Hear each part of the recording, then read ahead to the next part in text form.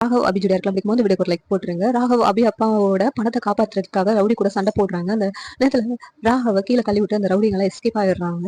Escape ஆகிட்டு பணம் மட்டும் தொலைஞ்சு போகாம எப்படியோ காப்பாத்திடுறாங்க.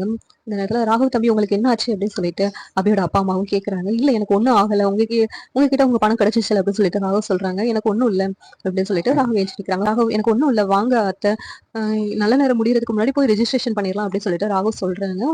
எல்லாரும் சந்தோஷமா போய் ரிஜிஸ்ட்ரேஷனை முடிச்சிடுறாங்க.